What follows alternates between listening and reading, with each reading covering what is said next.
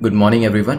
Current affairs through MCQ की series में 21 अक्टूबर के जो करंट अफेयर्स हैं उसको हम एमसीक्यू के थ्रू कवर करेंगे और जो टॉपिक्स हम डिस्कस करने वाले हैं वो देख लेते हैं यहाँ पर। तो यहाँ पे ग्लोबल हंगर इंडेक्स 2020 के बारे में देखेंगे, आईसीडीएस स्कीम के बारे में जानने की कोशिश करेंगे, planet based diets impact and action calculator को देखेंगे, ग्रीन हाउस गैसेस क्या होती है इसके ऊपर एक एमसीक्यू है, कोलंबो डिक्लेरेशन क्या था इसके बारे में जानेंगे, थाईलैंड के बॉर्डर के बारे में देखेंगे, ज्योग्राफी रिलेटेड क्वेश्चन है, जल जीवन मिशन क्या है इसको देखेंगे, बॉर्डर्स के बारे में देखेंगे, क्वेश्चन डिजिटल न्यूज प्लेटफॉर्म के बारे में डिस्कस करेंगे और फाइनली बायो रेमेडिएशन के बारे में जानने की कोशिश करेंगे। This is brief introduction about me. My name is Prince Luthra, All India rank 577 from UPSC CSE 2014 batch. शुरुआत करते हैं कोटेशन के साथ। A dream does not become reality through magic. It takes sweat, determination and hard work. तो यहाँ पे UPSC के अंदर इसको कैसे आप अप्लाई करने वाले हैं। तो यूपीएससी का भी जो आपका ड्रीम है उसको आपको रियलाइज करना है, तो ये कोई मैजिक से या फिर ओवरनाइट होने वाली चीज़ नहीं है। इसके लिए आपको अपना डिटर्मिनेशन जो है वो चाहिए होगा, वो दिखाना होगा। बिकॉज आईक्यू से ज़्यादा, मैंने आपको पहले भी बताया, डीक्यू जो है वो ज़्यादा ज़रूरी होता है इस एग्जाम के लिए, क्योंकि आईक्यू अगर आपका एवरेज है तो भी चल जाएगा, लेकिन डिटर्मिनेशन क्वेश्चन जो है आपका वो आपका टॉप नॉच होना चाहिए। So if you are willing to put hard work and if you are with 100% determination, then exam जो है आपका हो जाएगा। चलिए, यूपीएससी की जो मॉक टेस्ट सीरीज है हिंदी और इंग्लिश के अंदर, इसका लिंक आपको नीचे डिस्क्रिप्शन में मिल जाएगा या फिर डायरेक्टली भी आप exam.netmock.com पे जा सकते हैं। सीरीज को जल्दी शुरू करने का रीजन यही है कि जब तक नेक्स्ट ईयर आता है 2021 शुरू होता है जनवरी में, जब काफी सारे इंस्टीट्यूट्स अपनी सीरीज को स्टार्ट कर रहे होंगे, तब तक आपको एक हेड स्टार्ट मिल चुका होगा और काफी सारे टेस्ट आप पहले से ही कर चुके होंगे।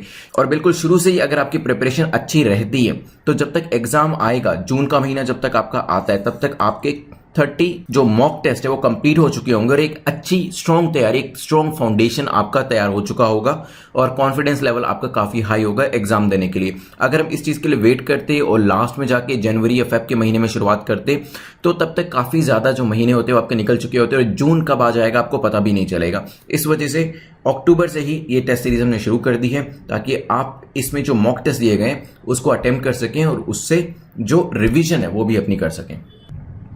मार्किंग स्कीम को देख लेते हैं। तो यहाँ पे आपको 6 या 6 से ज्यादा क्वेश्चन जो होते हैं वो करेक्ट करना है। अगर 6 आप नहीं कर पाते तो अब दोबारा से अटेम्प्ट करिएगा, एक्सप्लेनेशन को ध्यान से सुनिएगा ताकि नेक्स्ट टाइम जब आप करते हैं सेकंड अटेम्प्ट में आपके 10 आउट ऑफ 10 आए। चलिए पहले क्वेश्चन पे चलते हैं। फर्स्ट क्वेश्चन जीएचआई के बारे में, ग्लोबल हंगर इंडेक्स के बारे में पूछा गया। जीएचआई 2020 के बारे में कौन सी स्टेटमेंट आपकी सही है, कौन सा कथन आपका सही है। It is published by FAO के द्वारा इसे पब्लिश किया जाता है। It is calculated on the basis of 10 indicators, 10 indicators के बेसिस पे इसे कैलकुलेट किया जाता है। इसमें इंडिया का जो रैंक है 102 है आउट ऑफ 117 कंट्रीज। सोचिए फिर डिस्कस करते हैं। चलिए देखते हैं। सबसे पहले इंडिया के रैंक के बारे में देखते हैं। तो India has been ranked at 94। हमारा जो रैंक आया वो 94 है आउट ऑफ 107 कंट्रीज जो ग्लोबल हंगर इंडेक्स 2020 निकला है। तो हमारी जो परफॉर्मेंस है वो बिलो एवरेज है, यहाँ पर ये ध्यान रखिएगा। अगर लास्ट ईयर का रैंक देखिए 2019 में जो हमारा रैंक था 102 था, बट वहां पर कंट्रीज भी जो थी 117 कंट्रीज थी। तो अभी कंट्रीज भी कम है, तो प्रोबेबली जो रैंक इंप्रूव हुआ है लार्जली उस वजह से हुआ है। तो यहाँ पे 102 रैंक नहीं है, तीसरी स्टेटमेंट हमारी इनकरेक्ट हो जाती है।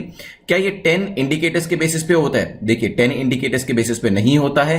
सबसे पहले तो ये जानिए कि इसको लेके कौन आता है। तो इफ्प्री करके एक ऑर्गेनाइजेशन है, IFPRI along with Concern Worldwide इसे लेके आते हैं। तो food and agriculture organisation FAO भी इसको नहीं लेके आता है, ध्यान रखिएगा। अब बात करते हैं इसके इंडिकेटर्स की। तो इसमें बेसिकली 4 इंडिकेटर्स होते हैं, जैसे कि अंडर नरिशमेंट है, child wasting, child stunting and child mortality. तो यहां पे 10 इंडिकेटर्स वाली स्टेटमेंट भी इनकरेक्ट हो जाती है। आंसर आपका हो जाएगा डी। इंडिकेटर्स क्या क्या है और उनका मतलब क्या क्या है वो मैं आपको दिखा देता हूं। तो जीएचआई का जो स्कोर होता है calculated each year to assess progress and setbacks, कि हमने हंगर से जो हमारी कॉम्बेट है उसके अंदर प्रोग्रेस किया है या हम नीचे आए अपनी परफॉर्मेंस के अंदर। 4 इंडिकेटर्स होते हैं। अंडर नरिशमेंट है जिसमें पॉपुलेशन को देखा जाता है कि कैलोरिक इंटेक किसके अंदर कम है, क्योंकि जो अंडर नरिशमेंट होता है तभी आता है। आपको पता है हमारे यहाँ पे भी रूरल और अर्बन एरियाज के हिसाब से जो कैलोरी हमारा एक एस्टिमेट है वो बताया हुआ। तो आप मुझे, अगर आपको पता है कि रूरल के हिसाब से कितना एस्टिमेट है, कैलोरी इंटेक कितना होना चाहिए और अर्बन के हिसाब से कितना, मुझे कमेंट सेक्शन में बताइएगा। चाइल्ड वेस्टिंग में क्या होता है? Share of children under age 5 who have low weight for their height. तो हाइट के हिसाब से अगर वजन कम है, अंडर एज 5 साल से कम के बच्चों का, तो वो इस कैटेगरी के अंदर आते हैं। स्टंटिंग के अंदर क्या होता है, share of children under age 5, इसमें भी 5 साल से कम की आयु के बच्चे ले रहे हैं जिनकी हाइट उनकी एज के हिसाब से कम होती है। ये चाइल्ड स्टंटिंग बताती है। तो चाइल्ड वेस्टिंग में वेट कम हो रहा है, स्टंटिंग के अंदर हाइट कम हो रही है। मोर्टेलिटी में mortality rate of children under age 5 साल से कम आयु के कितने बच्चे मर जाते हैं, उसका डेटा यहां पर दिखाया जाता है। ध्यान रखिएगा इस चीज के बारे में। तो ये इंडिकेटर्स मेनली इसमें कंसीडर किए जाते हैं। 2020 के स्कोर की बात करें तो कुछ इस तरीके से इंडिया का जो स्कोर है 27.2 है यहां पर, और इस वजह से हमारा जो रैंक है वो काफी ज्यादा है। तो जितना कम स्कोर होगा उतना आपका रैंक जो होगा वो बेटर होगा। जैसे चाइना का दिखा रखा है कि लेस देन 5 स्कोर है और 1 to 17 के बीच में ये फॉल करता है। श्रीलंका की परफॉर्मेंस भी एवरेज मानी जा सकती है, नेपाल की भी एवरेज है, बांग्लादेश म्यांमार की परफॉर्मेंस भी एवरेज है। और यहाँ पे जो टॉप कंट्रीज हैं, टॉप 17 कंट्रीज, उनका जो स्कोर है लेस देन 5 है, और इस वजह से उनकी जो रैंकिंग है कलेक्टिवली उनको 1 से 17 तक रैंक किया गया है। चलिए नेक्स्ट क्वेश्चन पे चलते हैं। नेक्स्ट क्वेश्चन नंबर 2 आईसीडीएस के बारे में पूछा गया, इंटीग्रेटेड चाइल्ड डेवलपमेंट सर्विसेज के बारे में बताइए। Which of the following is provided by ICDS. तो इन चारों में से क्या क्या आईसीडीएस प्रोवाइड करता है? क्या सप्लीमेंट्री न्यूट्रिशन का कंपोनेंट होता है इसके अंदर? What about preschool non formal education, maybe immunisation, health checkups and referral services? सोचिए फिर डिस्कस करते हैं। चलिए सबसे पहले आईसीडीएस के बारे में जानिए। इसे गांधी जयंती वाले दिन 2 अक्टूबर को 1975 को लॉन्च किया गया था। 6 मेजर सर्विसेज जो है इसके अंदर काउंट करी जाती है, जो मैं आपको एक इन्फोग्राफिक के थ्रू दिखाऊंगा। आप उसको चाहें तो अपने नोट्स में सेव भी कर सकते हैं। इसमें 0 से 6 साल तक की आयु के जो बच्चे हैं उनको इसके अंदर कंसीडर किया जाता है। साथ में pregnant women and lactating mothers को भी इसमें कंसीडर किया जाता है। तो यहाँ पे ये जो चारों दिए हुए हैं कंपोनेंट्स ये इसके अंदर होते हैं, तो इस वजह से आंसर हमारा हो जाएगा डी। लेकिन टोटल कितने आईसीडीएस के 6 फैक्टर्स हैं, जैसे सप्लीमेंट्री न्यूट्रिशन को इसमें कंसीडर किया जाता है, प्री स्कूल एजुकेशन होती है, इसमें हेल्थ एंड न्यूट्रिशन एजुकेशन है, इम्यूनाइजेशन का कंपोनेंट भी है, हेल्थ चेकअप्स भी होते हैं और रेफरल सर्विसेज भी होती है। इसको याद रखने का तरीका है, आप शिप HR करके इसे याद रख सकते हैं, या फिर अगर आपको इससे भी कोई बेटर कोई भी कीवर्ड आप बना सकते हैं या फिर कोई भी एक्रोनिम बना सकते हैं तो इसमें प्लीज बना लीजिएगा शिप HR करके। आप इन 6 के 6 आईसीडीएस के फैक्टर्स को आप याद रख सकते हैं। शिप HR का मैं आपको मतलब बता देता हूं। S से सप्लीमेंट्री न्यूट्रिशन है, H से हेल्थ एंड न्यूट्रिशन एजुकेशन है, I से इम्यूनाइजेशन है, P से प्री स्कूल एजुकेशन है, फिर H से हेल्थ चेकअप है, R से रेफरल सर्विसेज है। चलिए क्वेश्चन नंबर 3 पे चलते हैं, जो कि प्लैनेट बेस्ड डाइट्स के बारे में एंड एक्शन कैलकुलेटर के बारे में पूछा गया। बताइए 3 स्टेटमेंट में से कौन सी स्टेटमेंट आपकी सही है, कौन सी स्टेटमेंट करेक्ट है। पहली कहती है it has been launched by FSSAI, food safety standard authority of India के द्वारा इसे लॉन्च किया गया है। One can calculate their consumption and find out the impact caused by their diets on the environment. तो इसमें क्या होता है, कोई भी व्यक्ति है अपनी जो कंजम्पशन होती है उसके हिसाब से अपनी डाइट जो होती है उसको कैलकुलेट कर सकता है और उसके इम्पैक्ट को भी देख सकता है एनवायरमेंट के ऊपर। Third, the platform also showcases the national level impact, national level impact को भी इसमें देखा जा सकता है। सोचिए फिर डिस्कस करते हैं। चलिए सबसे पहले तो ये जान लीजिए कि इसे WWF ने पब्लिश किया है। तो recently world wild life fund जो है उसने इसे पब्लिश किया है, ना कि FSSAI ने। तो इस वजह से पहली स्टेटमेंट तो हो जाती है इनकरेक्ट, और इस वजह से आप क्या करिएगा, A और B को एलिमिनेट कर लीजिएगा। इसका मतलब यह है कि तीसरी स्टेटमेंट तो हमारी करेक्ट होगी ही होगी, क्योंकि वो दोनों ही स्टेटमेंट्स में दे रखी है, दोनों ही ऑप्शंस के अंदर दे रखी है। तीसरी स्टेटमेंट कहती है कि platform also showcases national level impact. तो ये जो पर्टिकुलर प्लेटफॉर्म है इससे नेशनल लेवल इंपैक्ट के बारे में पता चलता है इस कैलकुलेटर से। तो ये स्टेटमेंट हमारी ठीक होगी ही होगी। अब देखते हैं सेकेंड स्टेटमेंट के बारे में। तो क्या इसके अंदर कंजम्पशन जो होती है उसको कैलकुलेट किया जा सकता है और एनवायरनमेंट के ऊपर इंपैक्ट को असेस किया जा सकता है? तो सेकंड स्टेटमेंट बिल्कुल ठीक है। आंसर हमारा क्या हो जाएगा, answer will be D. Basically WWF ने एक रिपोर्ट पब्लिश करी है जिसका नाम रखा है bending the curve the restorative power of planet based diets, ठीक है। और यहां पे ही इन सब चीजों के बारे में बात करी गई है। रिपोर्ट बेसिकली डिटेल्ड एनालिसिस है फूड कंजम्पशन पैटर्न का 147 कंट्रीज के अंदर, जिसमें बताया गया कि लोग किस तरीके से डाइटरी हैबिट्स को फॉलो करते हैं, ठीक है। For each country and region impact of diet की, जो भी व्यक्ति इन 147 कंट्री के अंदर वेरियस टाइप की डाइट्स जो फॉलो करी जा रही है उसका एनवायरमेंट के ऊपर क्या इंपैक्ट आता है, इसके बारे में भी जानकारी जो है वो दी गई है, ठीक है। तो ये एक इंपॉर्टेंट क्वेश्चन बन सकता है एनवायरमेंट इकोलॉजी के पॉइंट ऑफ व्यू से। ध्यान से इसकी जो आप जब भी इसको रिवाइज करेंगे इसकी एक्सप्लेनेशन को पढ़ लीजिएगा। आंसर फिलहाल क्या हो जाएगा हमारा यहाँ पे डी, क्योंकि सेकंड थर्ड स्टेटमेंट हमारी करेक्ट है। लेके कौन आया, वर्ल्ड वाइल्ड लाइफ फंड। चलिए नेक्स्ट क्वेश्चन को देखते हैं, विच इज क्वेश्चन नंबर 4। किसके बारे में बात कर रहे हैं? क्वेश्चन नंबर 4 बात कर रहा है correct descending order of relative contribution of various greenhouse gases to total global warming is. तो यहां पे ग्लोबल वार्मिंग में वेरियस गैसेस जो है वो कहीं ना कहीं कंट्रीब्यूट कर रही है, और यहां पे पूछा गया कि सबसे ज्यादा कंट्रीब्यूशन ग्लोबल वार्मिंग के अंदर किस गैस का है, सेकंड नंबर पे किस गैस का है, थर्ड नंबर पे किस गैस का है, और फोर्थ नंबर पे किस गैस का है। आपको ये डिसेंडिंग ऑर्डर में बताना है। रिसेंटली एक रिसर्च पेपर आया है जिसमें बताया गया कि human emission of nitrous oxide that is N2O, ठीक है, ये जो है इंक्रीज हो चुका है 30%। अगर हम पिछले 30 सालों की बात करें और रादर 40 सालों की बात करें 1980 से लेके 2016, मोर स्पेसिफिकली पिछले 35 सालों के अंदर ये 30% जो राइज हुआ है, ये एक कॉज ऑफ कंसर्न है। इस वजह से क्वेश्चन बनाया गया है। आपको डिसेंडिंग ऑर्डर में बताना है ग्रीन हाउस गैस कौन सी ऐसी हैं जिसमें ग्लोबल वार्मिंग में सबसे ज्यादा कंट्रीब्यूट किया है। चलिए यहां पे एक बार डिसेंडिंग ऑर्डर में देखते हैं। तो सबसे बड़ा शेयर जो है वो कार्बन डाइऑक्साइड का ही है। मैं एक बार आपको दिखा देता हूं मैप के ऊपर। तो basically this is the infographic. तो 60% जो है carbon dioxide is responsible. Second number पे जो है वो मीथेन है, थर्ड पे CFC है, एंड फोर्थ नंबर पे नाइट्रस ऑक्साइड है। तो यहाँ पे हमारे जो डिसेंडिंग ऑर्डर है वो ऑलरेडी दिया हुआ है, तो आंसर हमारा हो जाएगा ए। और नाइट्रस ऑक्साइड के ऊपर जो स्टडी करी गई थी इस वजह से ये पूरी न्यूज थी। नाइट्रस ऑक्साइड N2O जो है it's a green house gas जो कि 300 गुना ज्यादा पोटेंट होती है, पावरफुल होती है कार्बन डाइऑक्साइड से। तो इवन तो इसकी परसेंटेज चाहिए 6% हो, लेकिन इसका जो डैमेज है हमारे एटमॉस्फेयर के ऊपर वो 300 गुना ज्यादा है कार्बन डाइऑक्साइड के कंपैरिजन में।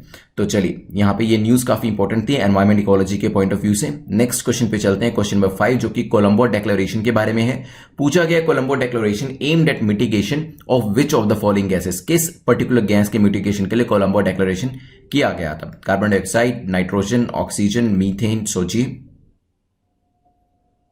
चलिए तो श्रीलंका के द्वारा इसकी अंदर लीडरशिप करी गई थी, UNEP का भी सपोर्ट था, UN मेंबर ने भी इसे एंडोर्स किया था। कोलंबो डिक्लेरेशन तभी इसे कहा गया क्योंकि श्रीलंका के अंदर हुआ था ये। इसमें सस्टेनेबल नाइट्रोजन मैनेजमेंट की बात करी गई थी, तो नाइट्रोजन गैस के ऊपर था ये। आंसर हमारा हो जाएगा B। इस डिक्लेरेशन में ये ऑब्जेक्टिव बनाया गया था कि जो नाइट्रोजन है इसको हम हाफ कर देंगे, 50% कर देंगे बाय 2030 तक, ठीक है। नाइट्रोजन आप जानते हैं क्रिटिकल एलिमेंट होता है बिल्डिंग स्ट्रक्चर्स के लिए, लिविंग ऑर्गेनिजम्स के लिए, लेकिन इसका जो ओवर यूज होता है वो कहीं ना कहीं नेगेटिव इंपैक्ट डालता है। इस वजह से इसका जो यूटिलिटी हो गया, इसकी अवेलेबिलिटी उससे 50% करने की बात करी गई थी। चलिए नेक्स्ट क्वेश्चन पे चलते हैं, विच इज क्वेश्चन नंबर 6। उससे पहले प्री कम मेंस की जो हमारी सीरीज है इसका लिंक नीचे डिस्क्रिप्शन में दिया गया है, exam.netmock.com पे भी आप इसे चेकआउट कर सकते हैं। जो वेरियस वीडियो सीरीज और जो टेस्ट सीरीज है वो इसके अंदर आपको मिल जाएंगी। चलिए नेक्स्ट क्वेश्चन पे चलते हैं। Next question talks about with which of the following does Thailand share its boundaries with. तो थाईलैंड किसके साथ अपनी बाउंड्रीज शेयर करता है? 3 कंट्रीज के नाम दिए हैं, कंबोडिया है, लाओस है, मलेशिया है। सोचिए फिर डिस्कस करते हैं।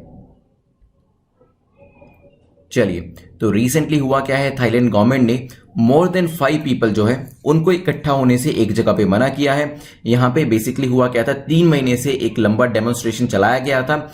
ये चलाया गया था किंग और प्राइम मिनिस्टर को टारगेट करते हुए। तो यहाँ के जो राजा हैं और प्राइम मिनिस्टर है उनको टारगेट किया गया था इस पर्टिकुलर डेमोन्स्ट्रेशन के द्वारा, और इसी वजह से 5 या से ज्यादा लोगों को इकट्ठा करने से मना कर दिया गया था। मैप रिलेटेड क्वेश्चन है, किस कंट्री से इसका बॉर्डर शेयर होता है? सोचिए फिर इसको डिस्कस करते हैं। चलिए तो यहाँ पे थाईलैंड को देखिए तो यहाँ लाओस से बाउंड्री टच हो रही है, म्यांमार से वेस्टर्न साइड पे हो रही है। अगर नीचे देखें यहाँ पे साउथ ईस्टर्न डायरेक्शन के अंदर कंबोडिया है और नीचे हमारा मलेशिया है। तो देखते हैं कंबोडिया, लाओस, मलेशिया तीनों से ही बॉर्डर टच हो रहे हैं। तो आंसर क्या हो जाएगा हमारा? D will be the correct answer. Map related question जो है, जो आपका इजराइल वाला एरिया है वहां से क्वेश्चन पूछा जा सकता है, और जो ये नॉर्थ ईस्टर्न डायरेक्शन वाला जो एरिया है यहां पर भी काफी क्वेश्चन बनते हैं। नेक्स्ट क्वेश्चन को देखते हैं। क्वेश्चन नंबर 7 पूछ रहा है with which of the following statement, इसमें इनकरेक्ट है अबाउट जल जीवन मिशन। तो जल जीवन मिशन के बारे में 3 स्टेटमेंट से आपसे पूछा है, कौन सी स्टेटमेंट गलत है ये आपको बताना है। पहली कहती है it envisages supply of 5 litres of water per person per day. प्रत्येक व्यक्ति को प्रत्येक दिन 5 लीटर वाटर जो है इसके अंदर अलॉट किया गया है। It focuses on integrated demand and supply side management of water at the local level. Local level पर सप्लाई साइड और डिमांड साइड मैनेजमेंट इसमें करी जाएगी, एक इंटीग्रेशन उसमें किया जाएगा। Mission is based on community approach to water. Community approach to water के ऊपर ये पूरा का पूरा मिशन बेस करता है। सोचिए फिर डिस्कस करते हैं। चलिए, सबसे पहले तो एक चीज जानिए, ये क्वेश्चन डायरेक्टली भी पूछा जा सकता है। रिसेंटली गोवा जो है वो अपने आप में पहला हर घर जल स्टेट बन चुका है।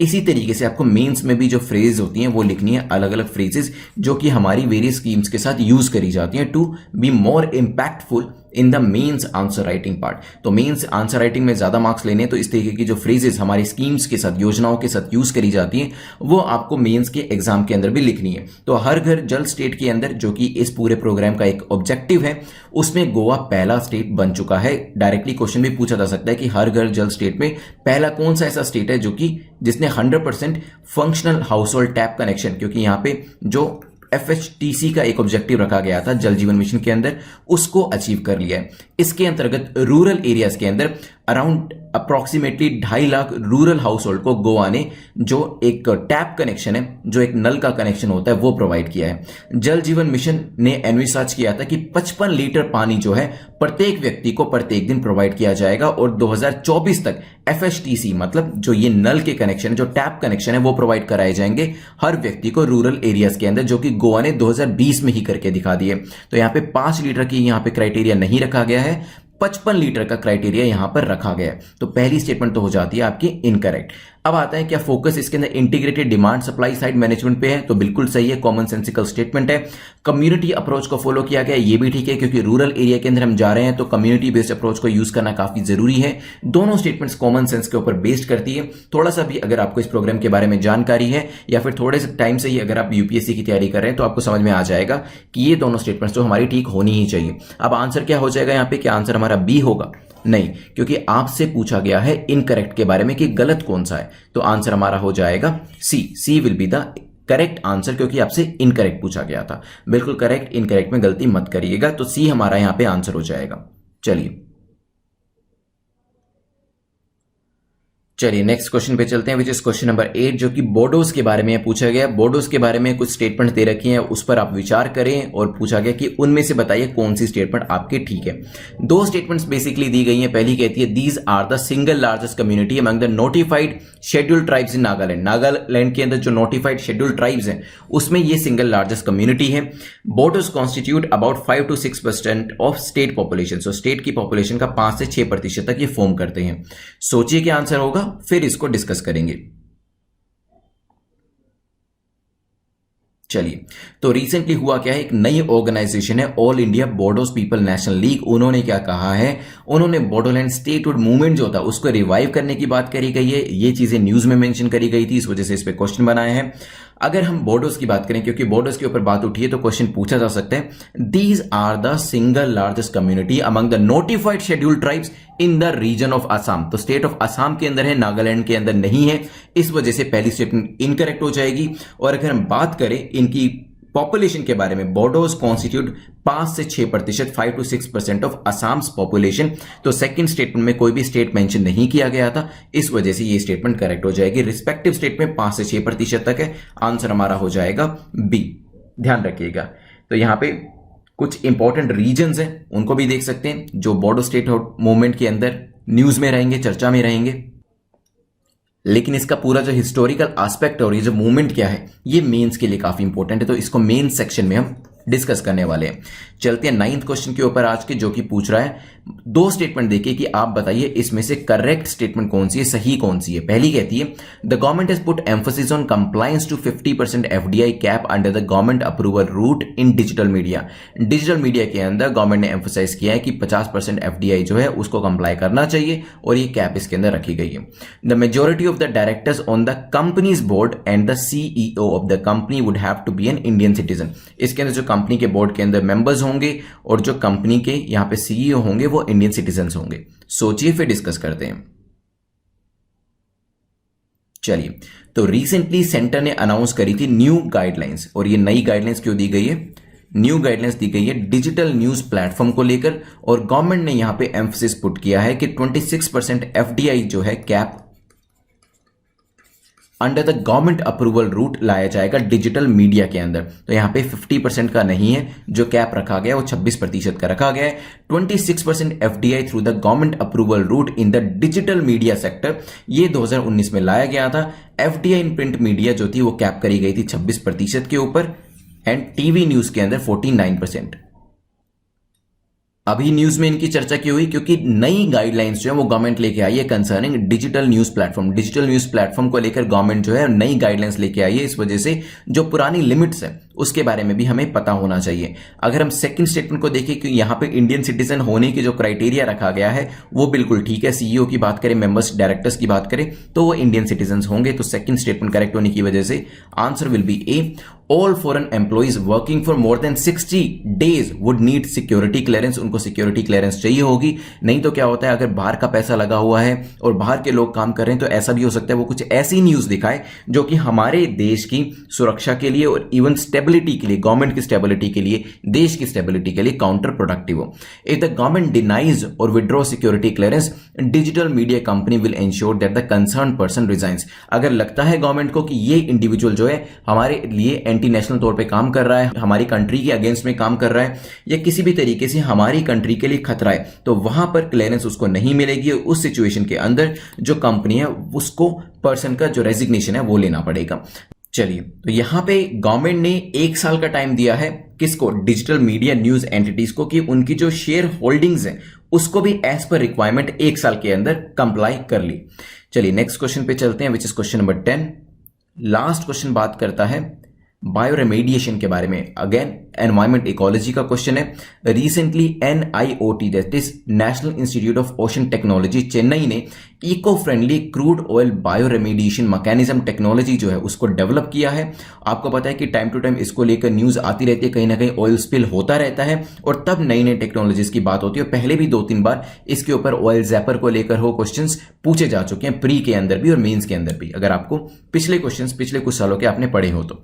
यहां पे बायो रेमेडिएशन को लेकर पूछा गया, बताइए कौन सी स्टेटमेंट करेक्ट है, कौन सा कथन सही है। पहली कहती है it can be defined as any process that uses micro organism और their enzymes to remove and और न्यूट्रलाइज कंटेनमेंट। तो इसके अंदर क्या किया जाता है? इसके अंदर एक प्रोसेस फॉलो किया जाता है जिसके अंदर माइक्रो ऑर्गेनिज्म या उसके एंजाइम यूज किए जाते हैं ताकि जो कंटेमिनेंट है, जैसे यहां पे कंटेमिनेंट क्या हो गया, ऑयल हो सकता है, उसको न्यूट्रलाइज किया जा सके और एनवायरमेंट को बचाया जा सके।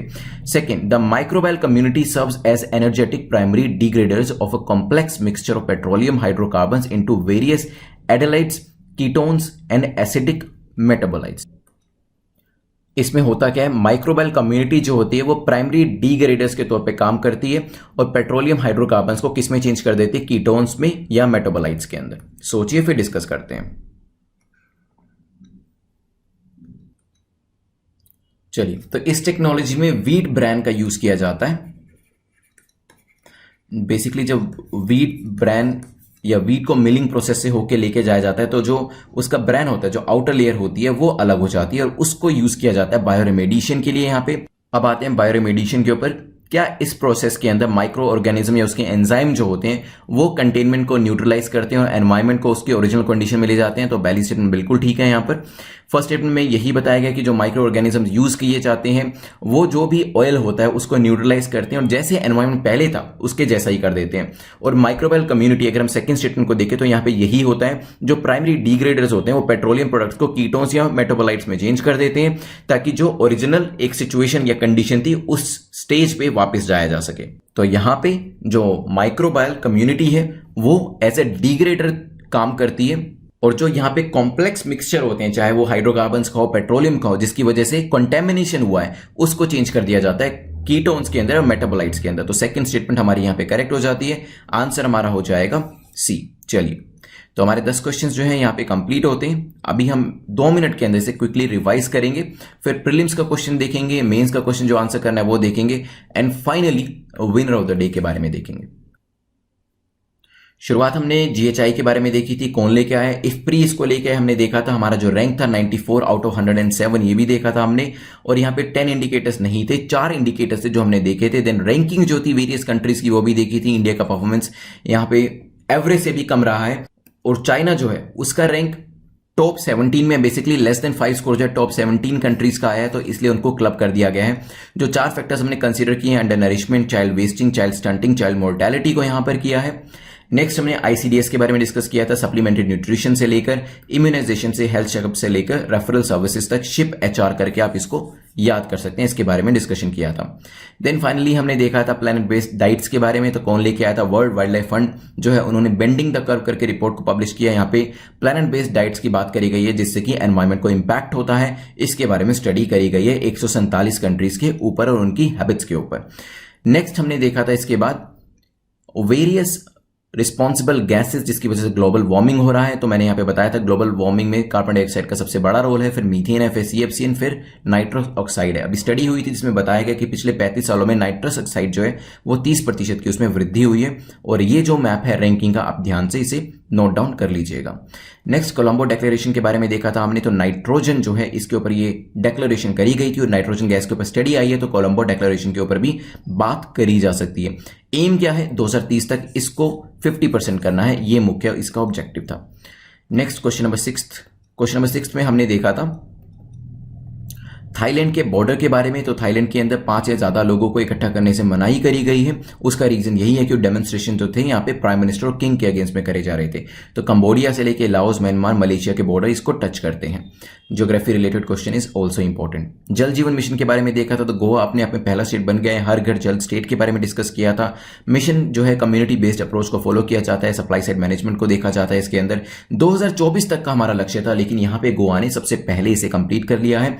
55 लीटर पानी प्रोवाइड करने की पर व्यक्ति पर दिन यहां पे बात करी गई है। देन इसके बाद डिस्कशन हमारा हुआ था बोडोस के बारे में, तो 5 से 6% तक असम को ये फॉर्म करते हैं और यहां पे these are the single largest community अगर हम स्टेट ऑफ असम की बात करते हैं। देन क्वेश्चन नंबर 9 में हमने डिस्कस किया था गवर्नमेंट के एफडीआई के बारे में, तो 26% एफडीआई जो था ये अलाउ किया गया। तो अभी रिसेंटली डिजिटल न्यूज प्लेटफॉर्म को लेकर नई गाइडलाइंस आई है, इस वजह से ये जो चीज थी दोबारा से न्यूज में थी, ध्यान रखिएगा इसके बारे में। देन लास्ट में हमने डिस्कस किया था बायोरेमिडिएशन के बारे में, तो यहां पे देखा था कि माइक्रो ऑर्गेनिज्म या उसके एंजाइम जो होते हैं वो कंटेमिनेंट्स को न्यूट्रलाइज करते हैं और इसके अंदर जो प्राइमरी डिग्रेडर्स होते हैं वो पेट्रोलियम को कन्वर्ट कर देते हैं कीटोन्स के अंदर। तो 10 क्वेश्चन हमारे कंप्लीट होते हैं। प्रीलिम्स के अंदर जो आपको आंसर करना है वो करना है इनर लाइन परमिट किस किस स्टेट के अंदर है, ये मुझे बताइएगा कमेंट सेक्शन के अंदर।